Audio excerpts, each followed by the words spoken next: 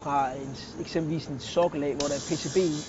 I dag der er sandblæserne, og det er meget stort arbejde. Her kan du faktisk stille og roligt køre henad med den her, og så kan du fjerne maling og opsamle PCB'en i løbet af meget kort tid.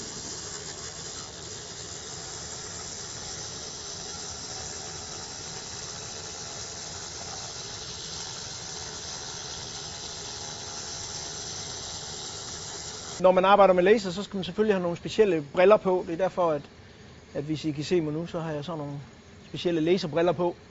Og her er så nogen, der er kommet til at skrive graffiti på en murstensvæg. Og nu skal I se, hvor hurtigt man kan fjerne graffitien igen.